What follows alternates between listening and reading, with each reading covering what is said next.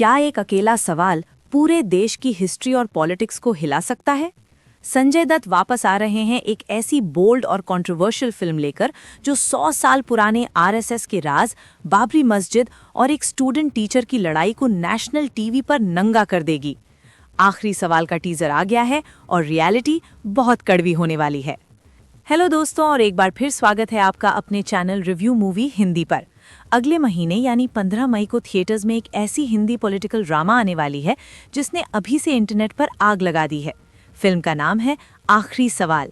अगर आप hardcore political thrillers और इंडियन सिनेमा के सच्चे फैन हैं तो आज का ये डीप डाइव आपके लिए ही है।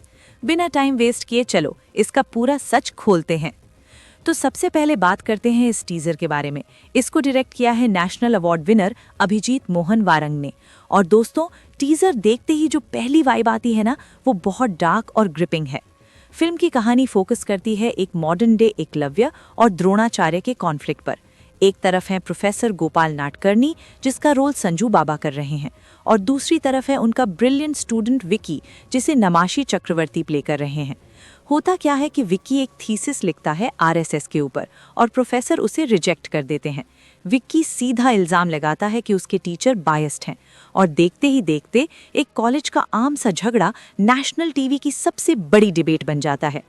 टीजर में जिस तरह से कंट्रोवर्शियल टॉपिक्स जैसे महात्मा गांधी के बाद का टाइम और 1992 का इंसिडेंट टच किया गया है, वो सच में बहुत गट्सी मूव है। पेसिंग इतनी टाइट है कि आप स्क्रीन से नजर नहीं हटा पाओगे। अब आते हैं फिल्म की सबसे बड़ी ताकत पर, इसकी स्टार कास्ट। भाई संजय दत्त को एक स्ट्रिक्ट आइडियोलॉजी ड्रिवन प्रोफेसर के रोल में देखना एक ट्रीट है। उनकी स्क्रीन प्रेजेंस और आवाज में जो भारीपन है वो इस कैरेक्टर के लिए परफेक्ट है। साथ में नमाशी चक्रवर्ती ने भी काफी इम्प्रेस किया है। एक गुस्से वाला रिबेलियस स्टूडेंट का रोल प्ले करना इजी नहीं होता।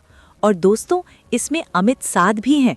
हम सब जानते हैं अमित साध कितने ब्रिलियंट एक्टर हैं, और इस पॉलिटिकल टेंशन के बीच उनको देखने का मजा ही अलग होगा।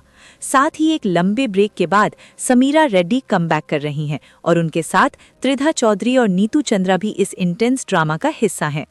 अब बजट की बात करें तो ऐसी हैवी कास्ट और प्रोडक्शन वैल्यू देखकर हम एस्टिमेट लगा सकते हैं कि इसका बजट करीब 40 से 50 करोड़ के आसपास होगा। आप सोचोगे इसमें एक्शन तो है नहीं, तो इतना पैसा कहाँ लगा? देखो, ऐसी फिल्म्स में हिस्टोरिकल एक्यूरेसी दिखानी पड़ती है। 100 साल पुरानी हिस्ट्री, ऑथेंटिक सेट्स और फिर ऐसी कंट्रोवर्शियल मूवी को लीगली क्लियर करवा के मार्केटिंग करके ऑल इंडिया रिलीज करने में यानी P&A में बहुत मोटा पैसा लगता है। संजय दत्त खुद इसके प्रोड्यूसर हैं, तो उन्होंने प्रोडक्शन क्वालिटी में कोई कॉम्प्रोमाइज नहीं किया होगा। तो अब आते हैं मेरे फाइनल और ऑनेस्ट रिव्यू पर। देखो, कॉन्सेप्ट में कोई कमी नहीं है। एक एकेडमिक फाइट को नेशनल लेवल की कंट्रोवर्सी बनाना और उसमें आरएसएस जैसी पावरफुल आइडियोलॉजी का बैकग्राउंड रखना, ये एक मास्टर स्ट्रोक हो सकता है। लेकिन एक डर हमेशा रहता है, जब आप ऐसी पॉलिटिकल लाइन पर चलते हो तो बैलेंस मेंटेन करना बहुत ज़रूरी है। अगर डायरेक्टर ने न्यूट्रल अप्रोच रखी और किसी एक साइड का प्रोपेगेंडा नहीं बनाया तो ये मूवी एक मास्टरपीस बन सकती है। वरना आजकल ऑडियंस बहुत स्मार्ट है, वो तुरंत रिजेक्ट कर देती है। मेरी नज़र में आखिरी सवाल एक ऐसी पिक्चर होगी जो थिएटर से निकलने के बाद आपसे सच में सवाल पूछेगी। तो दोस्तों, ये था मेरा डिटेल्ड ब्रेकडाउन आखिरी सवाल का। आपको क्या लगता है, क्या संजू बाबा इस बार कोई बड़ा पॉलिटिकल राज खोलेंगे? अपनी राय मुझे नीचे कमेंट्स में जल्दी से बताओ। अगर ये वीडियो पसंद आई तो लाइक ज़रूर करना। अपने दिन के 2 लॉन्ग वीडियोस और एक शॉर्ट वाले स्केड्यूल में आज के लिए अभी और भी कंटेंट आना बाकी है, तो रिव्यू मूवी हिंदी को सब्सक्राइब कर लो ताकि नोटिफिकेशन मिस ना हो। मिलते हैं आपसे बहुत जल्द अगली वीडियो में। तब तक के लिए keep watching and bye bye.